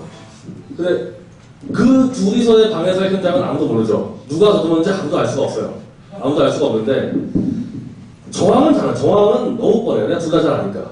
둘 다 잘 알기 때문에 뻔한데 이게 결국에는 남자애가 대자보고 사과를 합니다. 저는 야밤에 여자를 끌려가서 저는 더듬고 해서 여자의 뭐 성적 수침을 자극하고 사과를 했는데 사과를 해놓고 보니까 얘가 너무 억울하니까 결국 다시 번복을 했어요. 번복을 해서 그런 일 없다 그러니까 서울대뿐이 아니라 지금 여성부를 장악하고 있는 여성 민의회든 이 외곽의 좌파 여성 자체가 발끈해가지고 그냥 융단폭격을 때려버리는 겁니다. 넌 한 번 사과했으면 끝난 거지 뭐 말을 바꾸려 그래가지고 애를 박살을 내서 제가 그때 끼어들어가지고 하나하나 따지고 들어가는데 결국에는 그 싸움에서 저희가 졌죠. 왜냐하면 서울대 안에서 입장에서는 일단 시끄러우니까 너 하나만 조용하면 되는데 왜 뭐 성폭력 사과하면 됐지 왜 난리냐 그냥 너 인정해 안 해서 그냥 서울대에서는 그냥 밟아버렸고 재판까지 갔는데 재판에 가면은 이 방안에 남녀 둘밖에 없기 때문에 여자애가 당했다고 그래서 걔 여자애 하나만 오는 게 아니고 여성단체들이 30명이 몰려와서 웁니다. 막 울어. 아직도 피해자는 지금 시근을 전폐하고 있는데 이 가해자 소녀들은 이 법정 판사들 다 퇴출하라 막 지르고 이러면 울면 판사도 도리가 없어요 그냥. 그래서 벌금 300만 원을 때려버립니다. 나는 성폭력 해가지고 벌금 받는 걸 처음 봤는데 성폭력이라는 건 기본적으로 지역행위거든요. 판사가 볼 때 이거 진짜 아닌데 이거 여자들이 우니까 벌금 때려버리는 거죠. 그렇게 당합니다. 그렇게 당해요. 자, 그런 식으로 사실 어떻게 보면 페미니즘이 이제 권력을, 사회 권력, 문화 권력을 잡아가는 거죠. 거기서 이른바 법정에서 엄청난 논란이 벌어졌던 2차 가해 논란이 벌어지는데 2차 가해 논란은 뭐냐면 이 여자애가 성폭력 당했다고 그러는데 제3자가 그건 아닌 것 같다 그러는 게 2차 가해예요. 2차 가해. 옆에서 그거 아니지 않냐 하면 그냥 2차 가해 다 같이 걸려서 나갑니다. 그래서 그 논리 때문에 당시 서울대 운동권에서는 남자들이 90% 성폭력에 걸려 있었어요. 안 걸릴 수가 없죠. 차가 술 먹다가 그냥 들어놓아서 걸리고 그래서 옆에서 뭐가 잘못했냐 그러면 그건 같이 걸리기 때문에 연쇄 걸리게 있어요. 성동 걸리면 한 대여섯 같이 걸리게 있습니다. 그래서 제가 그때부터 서울대 운동권하고는 저는 자유주의 노선이었고 그쪽은 신자파 노선이었고 엄청 싸웠는데 성폭력 억울하게 걸리는 데서 저밖에 싸워줄 사람이 없으니까 밤 3시인가 새벽 3시인가 그 서울대 좌파 운동권 남자애한테 연락이 왔어요. 좀 와달라고. 딱 갔더니 한 20명이 안 됐는데 다 성폭력 걸린 놈들입니다. 성폭력. 그래서 제가 하나씩 다 물어. 뭐가 걸렸냐. 제가 가봐요. 걸린 것들 보면은. 걔네들 그 집회 나가면은 이런 거 하잖아요. 양키, 고백, 홈, 퍼큐 이런 게 있거든요. 퍼큐를 했는데 여자애가 봤대요, 그거를. 자기를 결연했다니까. 쟤는 쟤 누군지도 모르는데 이게 퍼큐를 자기를 결연했다. 그래서 걸렸어요. 걸리고 수도 대부분 근데 걸리는 것들이 술 먹고 쓰러져서 같은 방에서 자다 걸리는데 그거 그냥 관계까지 가지도 못해요. 왜냐면 그 한 방에 한 대여섯 명이 같이 들어가서 자거든요. 소주 먹다가. 저도 대학에서 자취할 때 제 방에 그냥 제가 자고 있으면요. 깨보면 여자 3명, 남자 2명 같이 자고 있어요. 대방에서. 그런 문화라고요. 운동권 문화 자체가. 거기서 무슨 뭘 성하게 합니까? 근데 자고 일어나다 걸리면 그냥 여자 입장에서 뭔가 저는 기분 나쁘다 그러면 걸어버린단 말이죠. 그래서 걸고 걔네들 어떻게 처리했냐면 대부분 다 돈을 뜯기고 있다고. 한 달에 30만 원씩 돈을 뜯기고 있어요. 안 거는 조건으로 이렇게 해가지고. 거의 엉망진창으로 가는 겁니다. 그래서 그렇게 해서 이른바 운동권에서 이른바 남성들이 완전히 포위를 당한 상태에서 지금까지도 좌파 운동권 여성들이 주도하고 있는 거예요. 아직까지도 마찬가지입니다. 거기에 대해서 사실은 가장 크게 저항을 한번 해봤던 친구가 유시민이에요. 형은 여성주의 담론은 아까 얘기했지만은 이건 아니다고 얘기하면 2차 가해가 오르기 때문에 이건 아니다 말을 못하는데 유일하게 유시민이가 한번 세게 질렀어요. 그 유시민 무슨 개혁당 만든 거 할 때 유시민이 그쪽에서 성폭력 사건이 일어났는데 말이 안 되는 걸 거라고 말이 안 되는 거 가지고 거니까 유시민이 그냥 덮어버리면서 해일이 오는데 조개를 숫자는 말이냐 이 얘기인데 그건 뭐냐면 총선을 앞두고 지금 큰일 해야 되는데 이건데 이제 2차 가해가 이걸로 버린 거예요. 조개를 잡다니 여성을 조개로 비하했다 이래가지고 이렇게 또 걸렸어요 유시민이가. 그래서 유시민은 일단은 성폭력 은폐로 걸리고 2차에 같이 걸렸거든요. 그걸로 끝나는데 유시민은 그래도 끝까지 버티더라고요. 계속 가면서 버텨가지고 유시민은 그때 그걸 가지고 권력으로 극복해가지고 탈출 나왔어요. 유시민 정도 되니까 탈출하지 다른 놈 같았으면 그냥 가는 겁니다. 그냥 그런 식으로 해가지고 왔으니까 이게 도대체 얼마나 문제가 되겠어요. 지금 이 좌파 운동권이라는 데서 이 도덕성이라든지 원칙이라는 것들이 거기다가 20, 30대 더 심각하죠. 20, 30대 같은 경우는 20, 30대는 힘이 없으니까 진입면도 몇 번 걸렸는데 많이 살아남고 있었는데 20, 30대는 여성이 걸치들었을 때 다 저항할 수 있는 힘이 없는 거예요. 그래서 다 여성화가 된다. 다 여성화가 돼가지고 지금 누가 봤을 때 뭔가 좀 애들 좀 찌질하고 이상하다 보이는 애들 다 그 문제 때문에 그런 겁니다. 그리고 이런 부분도 있는 거죠. 그러니까 좌파에서 20, 30대의 리더들을 키우는 방식에서 아까 말씀드린 대로 워낙에 극단적 여성주의가 둘러싸다 보니까 여성 자체들은 의존적이 되고요. 어떤 의존을 하면 권력에 의존하게 되는 겁니다. 좌파의 30대에서. 남성은 그 권력에 의존하는 여성에 의존하게 돼요. 그래서 진취적이고 도덕적인 남성들은 다 거기서 버티지 못하고 다 잠수 타든지 이제 살아남으면 오른쪽으로 넘어오든지 이렇게 되는 거 아니에요. 그래서 엉망진창되고 완전 개판됐을 때 남은 애들이 지금 그게 김용민이 주진우 이런 애들이거든요. 이게 둘이 정도 남아있는데, 김용민은 굉장히 희한하죠. 김용민은 그렇게 성적 발언을 많이 하는데 왜 살아있겠습니까? 그 친구. 사적으로 안 그러거든요. 김용민이가 얘기하는 성적 코드는 전부 다 대외용이지, 김용민은 사적으로 그런 얘기는 아니에요. 사적으로는 여성들한테 정말 커피 잘 타주고 정말 예의 바로 이렇게 한다고요. 근데 바깥에다가 질러대는 거 아니에요? 그러니까 살아남아있는 거죠, 그런 것들이. 그래서 김용민하고 주진우하고 지금 거짓선동하는 둘 살아남아있는데, 우파 쪽은 어떠냐? 우파 쪽 같은 경우는 386이라든지 여성주의라는 게 이른바 굉장히 미약하잖아요. 우파 쪽에서. 우파 쪽에서 여성주의 한거 있나? 우파에서는 좀 반대죠. 우파에서는 뭐 여성에 대해서 어떻게 하면 인권이나 여성 권이 되는 거 아예 얘기를 내가 들어본 적이 없으니까 그 자체가 없는 거고, 또 하나는 386 권력이 훨씬 약하잖아요. 우파 쪽에서는. 그래서 우파 쪽에서 20대까지 모르겠는데 지금 30대 중에서는 굉장히 많은 실력자들이 지금 성장하고 있습니다. 왜 성장하냐면, 우파는 기본적으로 최근 들어서 지금 여러분들 같은 사람들 뭐 교육하고 그렇게 하죠. 제가 지금 인터넷 미디어 옆에서 8년간 우파 운동을 하고 있는데, 젊은 한번 리더를 키워보자는 단어를 들은 적이 없어요. 우파에서. 그런 말 자체가 존재하지 않아요. 낳아준다고 그냥 알아서 하도록. 낳아주다 보니까 방목이 돼가지고 알아서 생존해서 올라오는 사람들이 있는 거예요. 그게 김성욱이라든지 이런 친구들이, 김필재라든지 방목하다 보니까 자기들이 살아서 그냥 하는 거죠. 그러면서 지금 리더들이 발굴되고 있고, 또 하나는 바깥쪽 그룹이지만은 이른바 마니아 그룹이라는 게 있어요. 마니아 그룹. 오타쿠라고 일본에서는.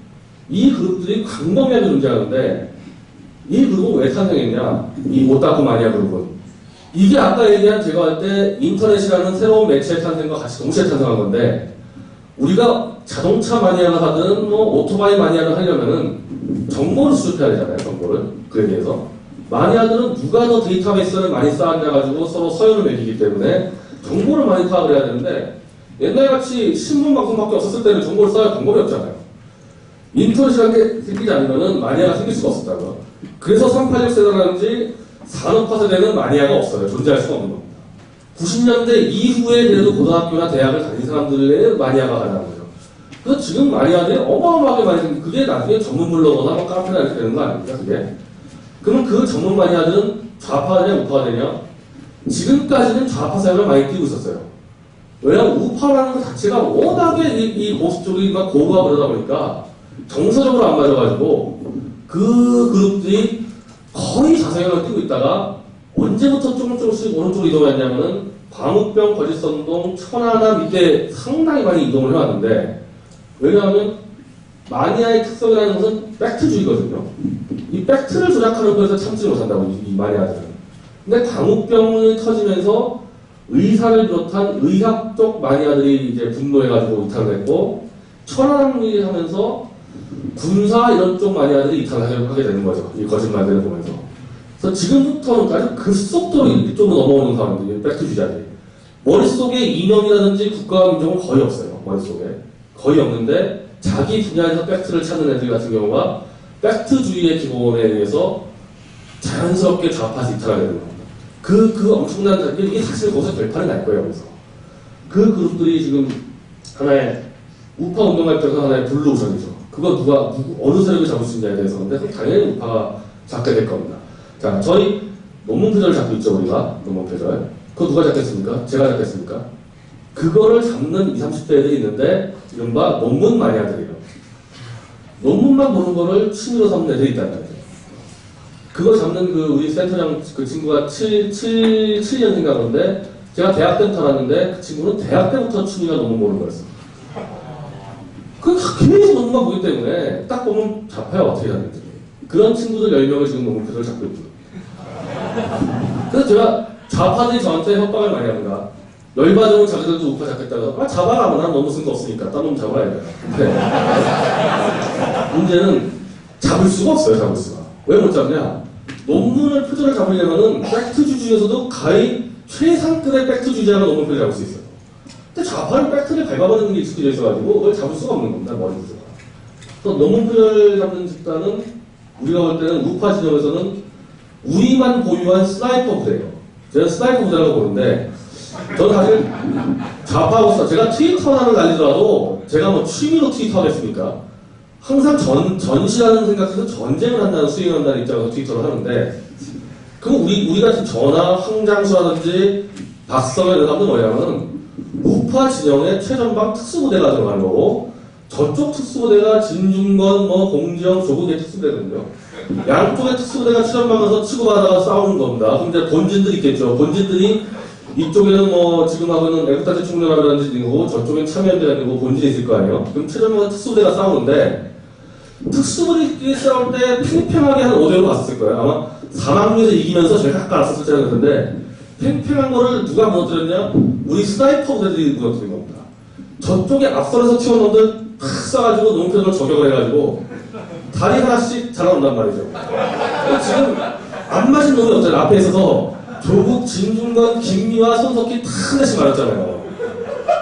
무조건 튀어나오면 쏜단 말이죠. 그럼 지금 보세요. 그렇게 얻어 맞아서 다 이상하게 됐는데 신중히 안 튀어나오죠.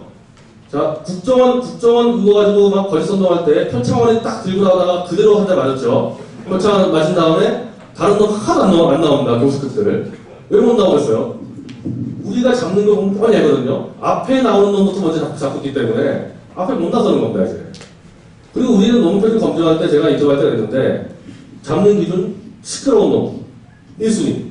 시끄럽게 떠든 상태로 잡으니까 지금 그 뒤로 아무도 안 나오고 있어요. 그래서 제가 방송심의까지 이제 잡기 시작했는데 저는 좌파에서 지금 논문을 쓴 사람들은 손대 못 씁니다. 광우병 때 하고 계세요. 광우병 때. 광우병 때 집회 때 진중권부터 해가지고 마이크 잡고 다 돌아다녔는데 이번에 국정원 집회 때 교수급들이 마이크 잡은 사람이 왔어요. 자, 제가 한 명 더 예를 들게요. 문정인 연세대 정외과 교수라고 김대중 정부의 최고 실세였고 노무현 정권 때 14정상회담 준비위원을 했고 문재인 캠프에서 대북정책 수장을 했던 연세대 문정인 교수가 미디어오늘과 인터뷰에서 말을 실수해서 제가 거짓말을 했다고 얘기를 해서 제목으로 나가서 제가 트위터에다가 문정인 논문 좀 보겠습니다 한마디 딱 써놔서 문정인 교수가 자기 사람을 보내서 이거 왜 그러십니까? 난 당신과 전혀 싸울 생각 없는데 이거 이러시면 안 된다 해가지고 제가 조건에서 미디어오늘에 빨리 정정하라 그래서 문정인 교수가 바로 전화해서 정정을 하고 논문 표절을 안 잡는 걸로 되는 겁니다.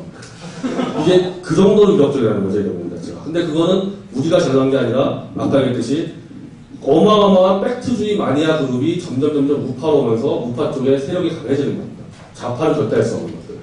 그런 흐름들이 있는 거죠. 그러면 이런 전체적인 그 시대 흐름과 세대론에서 도대체 우파를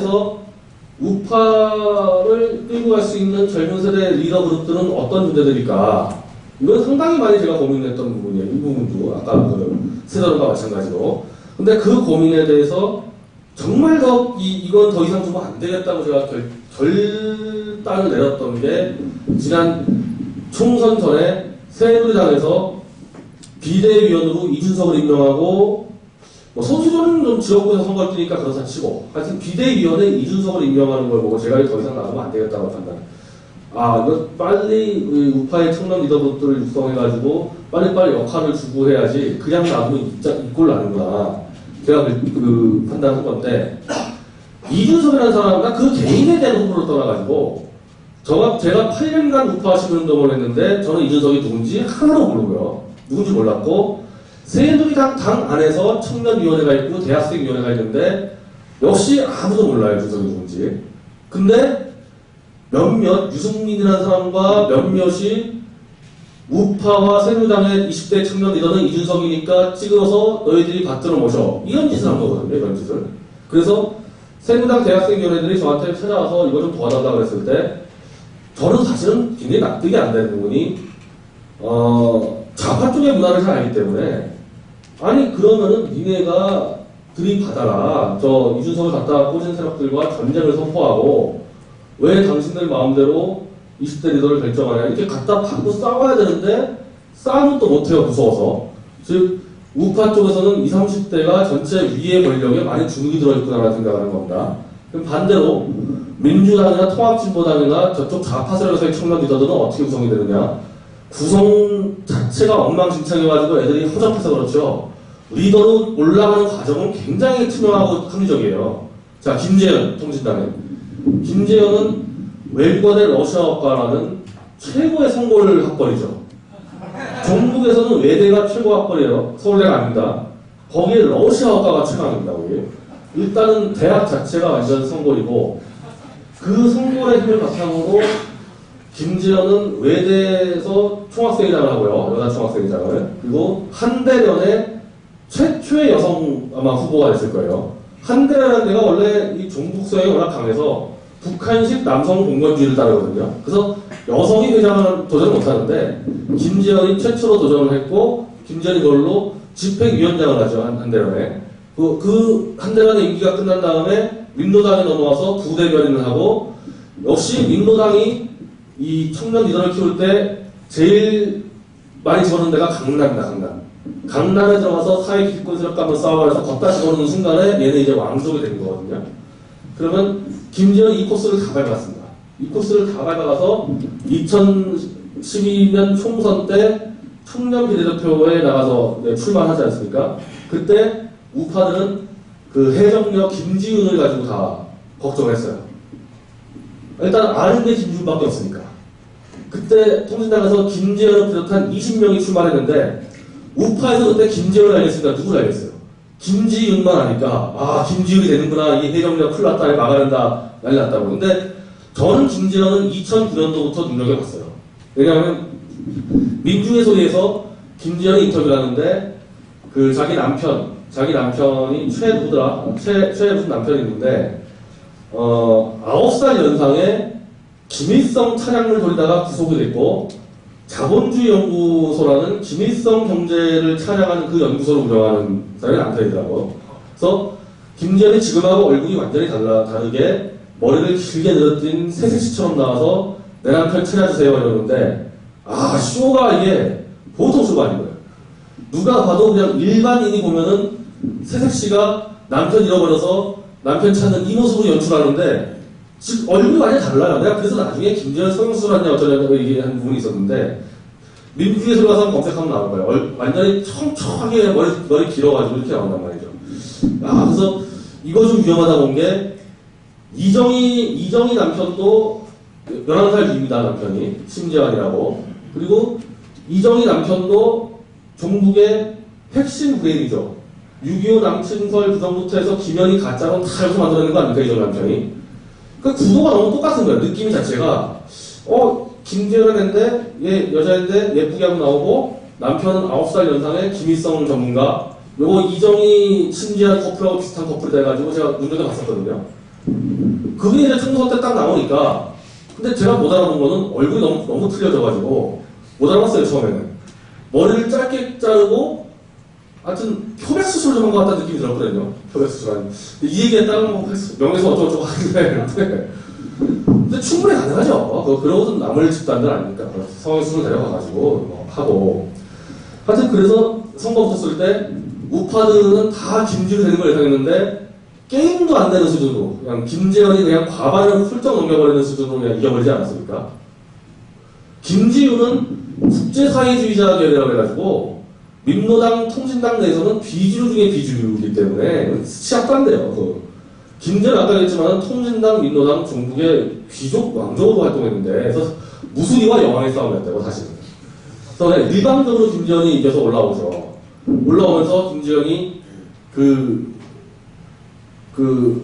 김재현의 팟캐스트를 이제 운영을 하는데 완전히 진행하는 솜씨가 일반 아나운서를 넘어서는 프로급 DJ를 하고 김재현이 선거 때 계속 이 신촌 홍대를 누비면서 셔플 댄스를 쳤는데 원래 한대련이 그 북한 김일성 그 밑에서 마스코트들이 많이 하는 그 뭐라 그러나 마임이라는 게 마임은 워낙 잘하잖아요 한대련이. 그렇게 해서 사실 차세대 리더로 치열한 경쟁 끝에 김재현이 올라와서 차세대 이제 여왕으로 올라선 거죠. 인간 자체로 볼 때는 잘못했지만은 그 올라가는 과정은 정말 합리적인 경쟁 체제로 올라갔다. 그 민주당은 김용민이라는 데가 사실 민주당에서 리더로 올라서지 않았습니까? 제가 지난번 강의 때도 얘기했는데 제가 원래 이른바 미디어 운동할 때 원래 제가 30대 초반까지는 좌파의 청년 리더였어요. 이 과정을 제가 그때 설명했는데 아마 동영상 틀면 있을 테니까 보시면 되는데, 제가 좌파의 청년 리더로 이른바 인큐베이팅이 되고 있었다고요. 아까 우파는 방목이라고보다는 관심이 없으니까 내버려주는 건데, 좌파는 경쟁을 시켜서 거기서 간택을 해가지고 인큐베이팅으로 키웁니다, 애들 같은 경우를. 근데 제가 그때 다시 다 선택이 돼가지고 쭉 올라가는데 탄핵 가지고 들이받아 싸워가지고 제가 결별해버렸단 말이죠. 그러면 그때 제가 한창 인큐베이팅 될 때 라디오신이라는 그 인터넷 방송에서 제가 거기서 DJ를, 제 생각에 좌파는 항상 리더를 쓸 때 DJ를 시키는 것 같아요. 이게 필수가 아닌 것 같아요. 거기서 훈련을 받고 있는데 그때 담당 PD가 김용민이었습니다. 그래서 김용민이가 저랑 동갑인데 김용민이 항상 저한테 선생님 그랬죠. 왜냐하면 저는 간택받은 리더고 김용민이는 그걸 받들어 맞춰서 키워야 되는 거니까. 근데 저는 그러다가 이제 탄핵까지 제가 탄핵을 찬성하고 막 들이받고 싸우면서 제가 완전히 나가버리고, 그 이후로 김용민이 다시 DJ가 됩니다. DJ가 되고, 김용민이 방송을 들으니까 막 욕설을 퍼붓길래 제가 깜짝 놀랐어요. 김용민은 사석에서는 정말 예의 바르고 아주 괜찮은 친구예요, 이성 자체는. 근데 막 욕설을 퍼보면서 제가 한번 또 저쪽에 알아보니까 김용민이 밤새 욕설과 성적 음담설을 연습해가지고 지금 성공적으로 되겠다는 거예요. 그러니까 후천적인 노력으로 그렇게 된 겁니다. 그래서 2003, 2004, 2005년 가면서 김용민이 라디오로 뜨고 낙검수로 뜨고 하면서 다른 경쟁자들을 다 물리치고 결국 총선에 그 노원병으로 공천되면서 청년 리더로 완전히 올라선 거죠, 김용민이. 근데 역시 인간 자체가 잘못돼서 그렇지 바닥에서 정말 김용민은 강남대 출신이기 때문에 좌파도 학벌 많이 따지는데 학력에서 상당히 많은 핸디캡이 있지만 밤새 욕설을 연습하면서 자기의 능력과 노력으로 경쟁자를 그렇게 올라왔기 때문에 절차는 아주 함정이란 말이죠. 김용민이 올라간 것 자체로. 김광진이 있죠. 김광진은 아버지 돈 가지고 전남 지역에다가 역사문제연구소과 그 좌파 역사연구소를 다 차렸으니까 지금 좌파에서 20대 후반에 그런 정도 하는 누가 있습니까? 김광진도 마찬가지예요. 역시 적절한 평가와 절차를 가지고 리더가 되어 올라왔습니다. 그럼 보세요. 다 그렇게 하고 있는데 여기만, 오른쪽만 이준석이가 누군지도 몰라, 손수조가 누군지도 몰라, 누군지도 모르는 애들을 다 꽂아놓고 그쪽에 힘을 실어준다? 자, 그럼 어떤 문제가 벌어지냐? 우파 내에서의 청년들끼리 상생과 경쟁을 안 하죠. 아니, 네가 갖다 꽂아놓고 있는데 무슨 경쟁체? 그리고 내가 한번 우파 들어와서 한번 정치적으로 한번 내가 승부 걸렸다는 사람들이 안 오죠, 절대. 위에서 꽂기 시작하는데 이게 문제라는 거예요, 이게. 좌파는 내가 한번 해보겠다 그러면 밤새 욕설을 공부하든 뭘 하든 해가지고 가서 열심히만 하면 될 수가 있어요, 리더가. 근데 우파 쪽은 그게 안 되지 않습니까? 이 문제 가지고. 그것 때문에 제가 이준석이랑 손수조를 엄청나게 공격을 한 거예요. 근데 손수조는 자기가 그냥 사과를 해버리더라고. 난 손수조한테 사과를 요구한 게 아닌데 본인이 트위터에서 낙하산으로 들어온 거에 대해서 뭐 여러분께 죄송하고 전 열심히 바닥에서 일을 하겠습니다 해가지고 걔 바닥으로 갔다가 지금 다시 청와대 뭐 청년으로 갔는데 제 생각은 그냥 더 바닥에 있는 게 좋을 것 같은데, 왜냐하면 이 젊은 애들 위로 올리면은 그거 굉장히 안 좋아요, 그런 부분들이. 이준석 같은 경우도 비대위 끝나면은 당으로 들어가서 당 바닥에서부터 조직을 하면서 이렇게 와야 되는데 그놈의 종편이 계속 굴러대는 통에 종편 나가다가 지금 다 엉망진창 된 거 아닙니까? 완전히 엉망이 되거든요. 그러니까 리더는 그래요. 리더는 위에서 갖다 꽂아가지고 성공한 사례가 없습니다. 밑에서부터 서로 협력하고 경쟁하면서 올라가야 되는 거예요. 그게 정치 리더는 특히 더 그렇거든요. 그게 우파에서는 그 이른바 새누리당에 했던 프로젝트는 다 실패했고 바닥에서 계속해서 쳐서 올라가는 세력들이 있어요. 그게 방목돼가지고 아니 버려져가지고 스스로 살기 위해서 그런 사람들이 지금 가지고 좀 판을 짜고 있는 거죠. 자, 그러면 성격과 이동으로 보면요, 기본적으로 정치 리더라는 개념이 있을 테고, 하나 또 하나 문제는 이른바 경제 리더가 있을 거고, 또 하나는 전문가 리더가 있을 텐데, 저는 요 세 그룹이 결국에는 우파의 청년들을 다 구성하지 않을까. 첫 번째, 이 경제 리더라는 개념은 지금 대기업이나 공기업 취업 안 되죠. 대기업 공기업이 아마 취업이 아마 안 될 겁니다. 그러다 보니까 20대, 30대 애들이 창업으로 많이 넘어갔죠. 그래서 30대 이하의 창업이 1년에 창업 개수가 4만 개 정도가 창업이 되는데, 대한민국에서 그 중에 한 30% 정도가 20대, 30대가 창업을 합니다. 즉 스스로 회사를 만들어서 자기 먹고 사는 문제를 해결할 수밖에 없지 않습니까? 요 그룹들이 있는 거예요. 창업 그룹들. 창업 그룹들 약간 이제 하나의 특성은 이념성은 상당히 약해요. 왜냐하면 그 눈앞에 보는 사업밖에 안 보니까 이념성은 약한데 기본적으로 이런 거에 대해서 상당히 이제 반감을 가지고 있죠. 막 세금 내놔라 가지고 막 촛불 데모하는 거. 왜냐하면 사업을 하게 되면은 그 자기가 적는 것도 세금 많이 뜯기고 저만 해도 진짜 저같이 작은 기업하는 사람도 세금 많이 뜯기는데 그걸 가지고 젊은 애들이 전 한 60대 70대 무슨 할아버지들이 와서 노인 복지하려나 이건 내 인정하겠는데 어떻게 20대들이 촛불 들고 등록금 내놔라 이런 데모 하냐는 그러니까 그런 거는 창업가 들 때는 용납 못한다는 거예요. 그래서 그 가치관 자체는 이쪽으로 좌파가 될 수는 없어요. 창업가 같은 경우는. 근데 그 중에서 정말 국가를 기업보다 더 높이 살 수 있는 몇몇의 천재형 기업가들이 있겠죠. 그 친구들이 아마 리더가 될 겁니다. 창업가에서는. 제2의 경찰, 제2의 정부정 정도. 사업하면서 치열한 경쟁을 할 겁니다. 치열한 경쟁 끝에 몇몇 소수가 리더가 돼서 이제 한국 경제를 끌고 나갈 겁니다. 이게 우리 쪽의 리더가 될 거고. 또 하나 리더 그룹은 아까 좀 많이 한 것들. 그냥 아무 생각 없이 한 주제만 계속 파가지고 그냥 정보 수집하는 친구들. 그런 친구들이 나중에 논문 표절을 잡고 학계를 바꿀 수도 있고 해당 업계를 바꿀 수도 있고 역시 이 마니아들도 특별하게 국가와 민족에서 방향을 설정하지 않고 있죠. 자기만 하고 있을 뿐이죠. 근데 가는 방향이 우리하고 맞을까지 없다는 말이죠. 그 사람들이. 거기서 리더들이 배출되겠죠. 주로 이쪽에서 아마 학계 그룹이 나올 겁니다. 학계 그룹들이. 학자들도 여기서 나오게 있습니다. 그럼 세 번째 정치 시민운동 지도자형 리더인데 저는 이 파트가 굉장히 중요하다고 볼 수밖에 없는 게 아까 얘기한 경제 리더라든지 전문가형 리더 같은 경우는 국가와 민족이 어디로 갈지에 대해서는 거의 머릿속에 안 넣고 있기 때문에 그 방향을 제시해주고 이 친구들이 가는 길을 먼저 터줄 수 있는 사람들이 정치 시민 지도자형 리더인데 이거는 제가 볼 때는 공부가 많이 필요한 것 같지도 않고요. 그렇다고 전문성이 필요한 것 같지도 않고 이 리더는 제일 중요한 거는 선언적인 신념, 그러니까 대한민국과 한민족이 앞으로 최소 50년, 100년 동안 완전히 뻗어나갈 거다. 이런 뭔가 아주 강력한 신념을 가지고 있어야 돼요. 이 신념을 가지고 어려움을 버티는 거거든요. 그리고 항상 이거는 밑에 후배들을 키운다는 생각을 갖고 있지 않으면 안 돼요. 제가 요즘에도 좀 일을 해보면은 젊은 친구들 중에서도 자기 밑에 애들이 치고 들어올까봐 자꾸 견제하는 애들이 있는데 이런 친구들 같은 경우는 정치에서 절대 안 되는 거죠. 그래서 결국 자기 헌신성과 국가와 민족의 비전을 믿고 세력을 건강하게 키우는 하나의 지도자형 리더 그 리더분이 있을 겁니다. 근데 이게 왜 중요하냐면요. 지금까지 대한민국의 정치를 누가 할 건가 계속해서 총선 때마다 수혈이 되는데 수혈이 되면 될수록 점점 질이 떨어져요. 정치인들이. 작년에 총선 때 새누리당이 엄청난 물갈이 있는데 그 물갈이에서 들어오는 기회주자들이 너무 많이 들어와가지고 정리도 안 되는 수준도 있습니다. 한 번 물갈이 할 때마다 질이 떨어져요.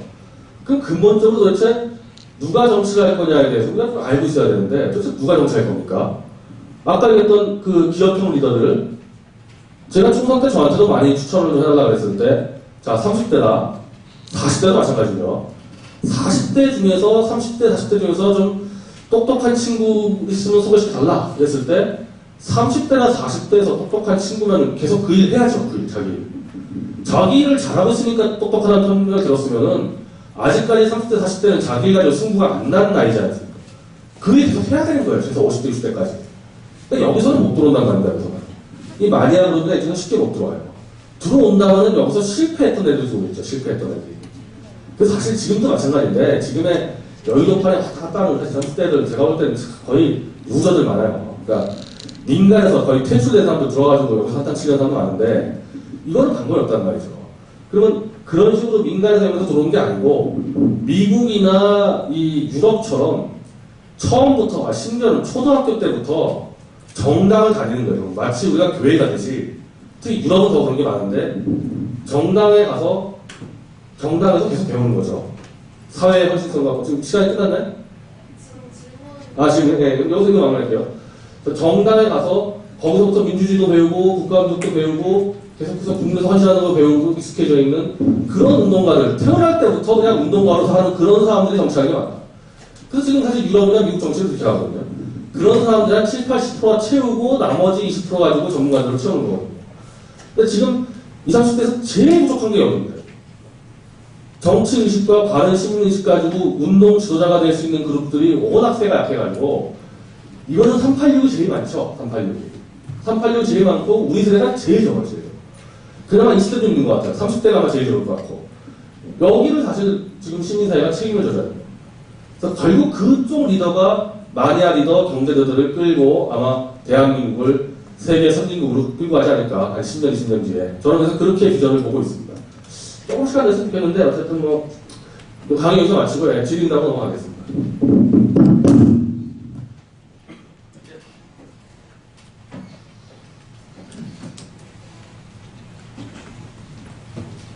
제가 작년 여름 한국 기독교 100주년 기념회관에서 김기현 교수님의 사회로 했던 그 스테이지 포럼 1차 간 적이 있습니다. 거기서 현 대표님이 본인이 민주당 지지자이심을 밝힌 적이 있고, 물론 당연히 지금 같은 그런 민주당은 아니겠죠. 저희 민주당이 원래는 한민당을 뿌리로 한 정당이라는 얘기를 들은 적이 있는데, 어쩌다 민주당이 지금처럼 그렇게 종목화돼 돼버린 건지에 대해서 답변을 들어보고 싶습니다. 그 짧게 말씀드리면은 민주당이 이른바 친노 세력이 당권을 잡으면서 당 내에 있는 친노 세력이 무서운 게 아니라 당 외에 있는 친노 세력에게 점령을 당해버렸어요. 그래서 민주당은 당 내에 당원들의 뜻으로 정당에 들어가지 않고 당 바깥에 있는 오마이뉴스, 한겨레, 경향 같은 친노 정부 언론과 참여연대, 민노총, 전교조 같은 종북 정치 집단이 끌고 가니까 안에서 아무리 발버둥 쳐도 이 외곽의 힘이 너무 강해서 방법이 없는 겁니다. 김한길 대표가 당내 선거에서 어쨌든 온건파로서 당권을 잡지 않았습니까? 온건파가 당권을 잡아도 똑같이 하잖아요. 거래투쟁하고. 당 밖이 너무 세서 그래서 제가 지금 와서 판단할 때는 민주당 안에서 당 외곽에 둘러싸고 있는 외곽 언론 시민단체를 때려부숴서 돌파할 수 있는 정치 지도자가 보이지 않기 때문에 민주당을 저렇게 뜯어먹히게 내버려두어서 오히려 왼쪽 코너로 박아버리는 게 맞는 것 같다. 더 이상 방법이 없는 것 같아요.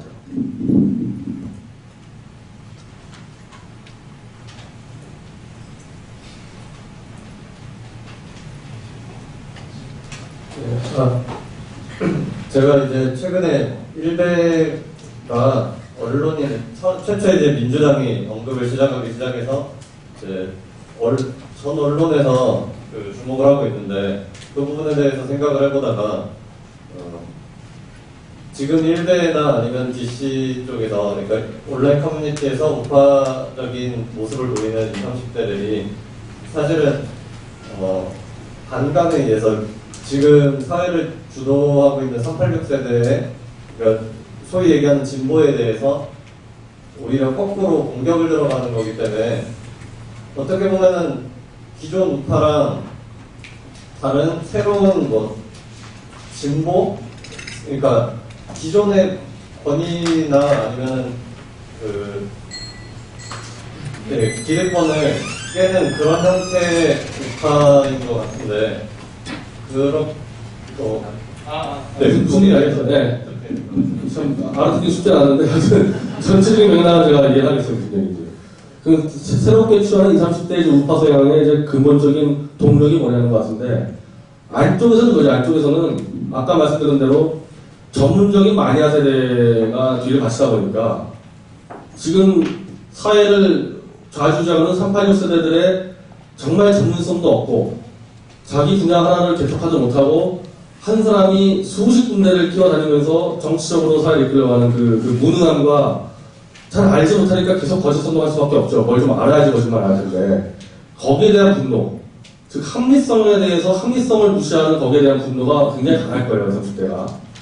그리고 팩트 체킹이라는 게 있잖아요. 그게 워낙 능숙하고 30대는 그에 대한 분노가 하나 있고 아마 20대 스스로는 잘 느끼지 못하는 부분일 텐데 지금 경제적으로 대한민국 경제 성장률이 지금 3%, 2% 이렇게 돼가지고는 20대가 30대에 지금 미래가 없어요. 지금 대한민국 같은 나라에서 성장률 7%, 6%까지 못 가주면은 이른바 흔히 말하는 양질 일자리가 못 나오는 상태 아닙니까? 그럼 여기가 어디서 막혀있냐? 북한에서 막혀있단 말이에요, 북한에서. 물론 제대로 좀 운영하면은 현재 남한 가지고도 제대로 운영하면 경제 성장이 한 6% 될 수 있는데 그것만 가지고도 만족 못할 거예요. 북한에서 김정은이 저거 하나만 더 끝내면은 위로 뻗어가서 북한의 3천만, 남한의 5천만 한민족이 정말 번영을 누리고 강대국 선지고 갈 수 있는 게 너무 명확한데 저 하나 때문에 못 가고 있다. 근데 그 김정은을 계속 비호하면서 저 체제를 유지해서 대한민국의 발전을 저해하는 이 전체적인 좌파 386세 이에 대한 분이 올 거란 말이죠. 이에 대한 분이. 저는 감각적으로 지금 20대, 아마 10대는 더 심할 텐데 자유통일이야말로 자기 개인의 번영을 위해서 가장 빠른 길이라는 것을 지금 본능적으로 좀 느끼고 있을 거라고 봐요. 그래서 두 가지다. 국내적으로 해서 두 가지 정도는 있습니다. 합리성에 대한 추구와 결국 자유통일 문제. 그게 지금 F 쪽에 나오는 20, 30대의 힘이라고 봅니다.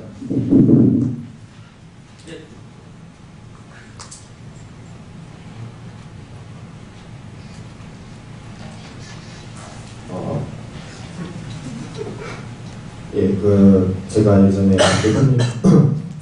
대표님께서 쓰신 인생에 대해서 요약한 글을 봤는데요. 궁극적으로 지향하시는 바가 이제 친노 정부 배출을 해서 우리나라의 진짜 진보를 세우고 그러니까 양당제 정당 정치를 하는 게 본인께서 지향하시는 궁극적인 목표라고 쓴 글을 읽은 적이 있습니다. 언제적 글이죠? 예? 언제적 글이죠? 그게? 꽤 됐을 것 같은데. 왜냐하면 지금 생각이 그렇지 않기 때문에. 그러면 여기서 좀 더 논지를 펴서 이제 우리나라 정당이 아무래도 새누리당 안에도 좌파적인 인물들이 많고 민주당 안에도 꽤 우파적인 성향을 가진 인물들이 많은 걸로 압니다. 그래서 예전에 강용석 씨가 인터뷰한 내용을 제가 보니까 신성정 씨 같이 그렇게 좌파적인 인물도 강남에 공천권을 주게 되면 새누리 쪽으로도 옮겨올 수 있으니까 충분히 이런 이게 의거한 그런 합의가 가능하다 이런 식으로 말씀하시던데, 그래서 우리나라 정당이 그러니까 지역주의와 그리고 그냥 단순히 이익에 의해서 이렇게 뭉치는 경향이 많다고 그런 글을 제가 본 적이 있습니다. 결론은 이러한 우리나라 정당의 그런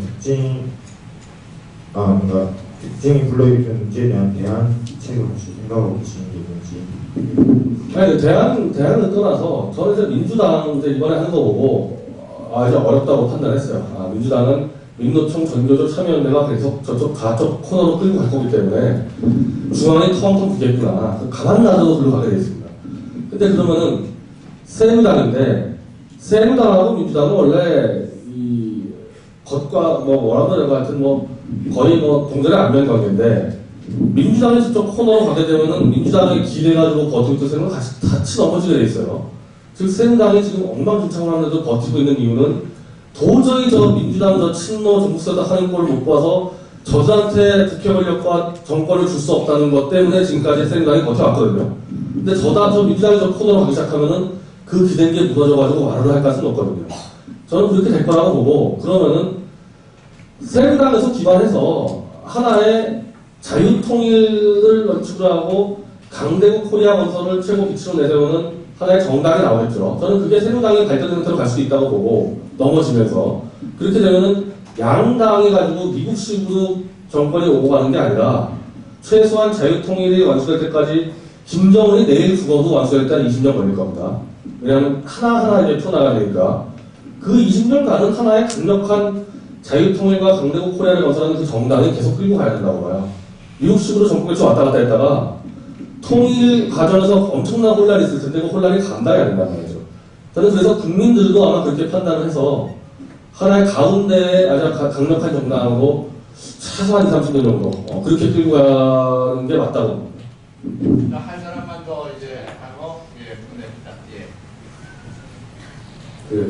지금 진중권이랑 맹신형의 광역 어그로 시전에 대해서 향후 어떻게 대처하실 건지 묻으시고요. 그리고 또 하나는 다른 유명 애국 우파들과 함께 협동해가지고 완전히 주저앉히는 것도 어떻게 보면 더 효과적인 방법이지 않을까 싶은데 제가 볼 때 혼자 하시는 것 같아서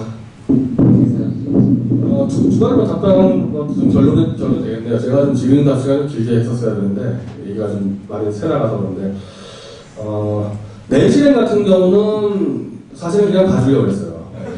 왜냐하면 지금 누드 찍어서 오늘 공개했더라고요. 네, 누드 찍어서 공개하고 더 이상 정치적 발언은 안 할 것 같기 때문에 놔두려고 했는데 그 내실행 문제는 내실행과의 관계가 문제가 아니라 사실은 한겨레와의 관계 문제예요. 이 싸움을 그걸 잘 알아야 되는데 저는 내실행과 싸운 게 아니라 한겨레와 싸운 겁니다. 한겨레가 내실행을 키워서 저한테 갖다 붙여버렸기 때문에 그걸 쳐버리면서 저는 한겨레에다가 이제 심판 내려야 되는데 한겨레에 제가 정정보도를 그걸 관철시켰죠. 내실행이 BBC 초청받은 일이 없다는 부분을 제가 입증해서 한겨레가 저 때문에 내실행이 BBC 초청이 거부된 것처럼 해놓은 부분을 결국에는 정정보도를 만들어냈는데 한겨레 사회부입니다. 사회부. 그러면 그렇게 정도에서 언론사에서 정정보도가 관철되면 좀 자중을 하는 흐름이 있거든요. 경향신문이 저에 대해서 왜곡을 하다가 정정보도 해가지고 아직까지도 저에 대해서 그렇게 심한 인사를 안 쓰고 있어요. 근데 한겨레는 그거 정정보도 하자마자 자기 사회부 기자를 성재의 야밤에 잠수시켜가지고 빈소라는 데는 발인 당일날이 가장 막 북적거리고 이 상주하는 사람들 긴장이 풀려서 사고가 많이 터질 때입니다. 술도 마시고 하니까 정확하게 그날 새벽 2시까지 이 빈소에 잠입해서 사고 터진 걸 찾으려고 노리고 들어왔다는 거죠. 이건 뭐 명백히 언론사로서 하면 안 되는 짓이고 제 입장에서는 제가 정정보도를 관철시킨 거에 대한 보복이라고 봤단 말입니다. 그래서 낸실행을 봐주려다가 다시 낸실행에 대해서 한겨레뿐 아니라 8개 언론사에 다 정정보도를 시켰고 오늘 제가 낸실행한테 공개적으로 BBC 초청받았다는 거짓말 사기극에 대해서 사과와 해명을 하지 않으면 검찰에다가 명예훼손과 사기죄로 고소하겠다고 선언을 했죠. 그래서 낸실행은 완전히 끝나려고 합니다. 완전히. 내실 자체가 사과나 그런 거가 문제가 아니고 한겨레와의 문제이기 때문에 그냥 놔둘 수가 없어요. 근데 진중권 같은 경우는 원래 끝낼 수 있었어요. 진중권. 원래 끝낼 수 있는 거는 제가 계속해서 좀 주장해서 끌고 간 부분이 있는데 왜냐하면 사망유의 그 다음에 제가 지도를 조작했다고 한 부분은 뭐 명백한 거짓말이기 때문에 그거 더군다나 저한테 한번 해서 처벌하면 받았단 말이죠. 벌금 300을 물었는데 재범이기 때문에 한 번 더 들어가면은 진짜 지역형 떨어질 수도 있던 상황이거든요. 그럼 그걸로 끝나는데 왠지 모르게 저걸 그냥 끝내면 안 될 것 같다는 느낌이 그때 들어서 계속 지금까지 끌고 왔지 않습니까? 그래서 표절 같은 경우도 진중권은 다른 표절하고 달리 그냥 책 하나를 통으로 적힌 표절입니다. 그래서 표절의 문제가 아니라 저거는 석사학위 논문 자체의 결격 사유예요. 책 하나를 들켰기 때문에 저것도 언제든지 끝낼 수 있을 수가 있는데 그냥 저는 솔직히 그런 생각이 있어요. 그냥 진중권이 있는 트위터와 없는 트위터를 한번 제가 설정했을 때 진중권이 있는 트위터가 더 즐겁다는 생각 분명히 들고요. 또 하나는 진중권하고 지금 뭐 20, 30대 넥슨들이 계속 진중권하고 저는요 누가 저한테 트위터 들어와서 기분 나쁘면 전 무조건 불러요. 무조건 불락인데 진중권은 막 상대를 하더라고 트위터에 하더라고. 그래서 우리 시정 쪽에 20, 30대들이 훈련용으로 쓴 게 딱 좋겠다 진중권. 그래서 진중권은 그렇게 제가 아주 잔인하게 막 그냥 하지 않고 계속 끌고 갈 겁니다. 진중권. 특별하게 더 도발하지 않아요. 페이스메이커 아니고 제가 봤을 때는 제 자신이 그냥 즐거운 부분이 있고 그 진중권이 제가 인정하는 건요. 내 진중권은 사망을 때 능력이지만은 그 카피 능력은 최고예요. 그 카피 잡는 능력은 제가 우리가 좀 배울 것도 있어서 그 진중권하고 그 젊은 사람들 많이 들쳐가지고 좀 배울 것도 있단 말이에요. 표현들을 잡는 같은 경우는. 그래서 그렇게 크게 생각하지도 않는다. 진중권 현재로서는. 그리고 이미 사실상 사망유의로 신뢰가 이뤄가지고 크게 위험하지도 않습니다. 그래서 뭐 별로 그렇게 빨리 내가 저 사람을 정말 응징한다는 생각은 안 들고 있고요. 아까 이제 뭐 우파 진영에서 현장 문제 얘기했는데 우파는 제가 우파 행사할 때마다 늘 우리가 보도하는 뉴데일리, 조합지닷컴, 뭐 오인코리아, 저희 미디어워치 그 매체연합회 회장이에요. 제가 단독으로 가는 사람이 아니고 우파 운동가로서 임명을 제가 8년을 했고 이제 4기 회장을 맡아서 임명이라는 데는 다른 우파 조직과 달리 다른 우파 조직이 운동하는 것을 보도해야 되는 조직이거든요. 협력이 안 될 수가 없죠, 협력이. 반면에 요즘에 우파 쪽에서 황장수 씨하고 정경 씨가 새로 합류하지 않았습니까? 이분들은 우파에 오래 있지는 않았었어요. 근데 그러니까 지금 이쪽에 엄청난 활력이 되고 있습니다. 지금 황장수 씨하고 정경 씨가. 근데 이분들은 지금 우파가 너무 답답한 거예요. 하는 거 보면은 너무 느리고 막 그런 부분들에서 막 우라통이 터져가고 그걸 제가 중간에서 조정하는 역할을 해요. 우파가 무능하고 막 속 터지는 그 역사적인 이유가 있거든요. 그걸. 안에서 보면은 이유가 보이기 때문에 그걸 좀 참고 견뎌야 되는데 황당수다 정글수가 막 답답해서 못 참는다고 우파들 이 운동단 하는 거 보면. 그래서 중간에서 저하고 황당수 씨, 뭐 정용 씨, 그 유석춘 교수, 그 상임집행위원장, 최인식 총장 등등에서 자주 모입니다. 오늘도 서령갑 본부장하고 또 모이고 해서 우파 쪽 협력에서 제가 그래도 이 고리 역할을 하고 있지 저 단독으로 지금 뭐 독보다로 가는 거 아닙니다. 그 부분은 염려하지 않으셔도 되고 아마 좀 다양한 좀 좋은 기획들이 우파 전체에서 많이 나올 겁니다. 오늘 뭐 강연을 아니야 지금다고 좀 많은 시간을 배려했어야 되는데 제가 좀 전반부가 길어가지고 죄송합니다. 하여튼 뭐 여기서 마치고 다음 강연 잘 들으시면 좋겠습니다.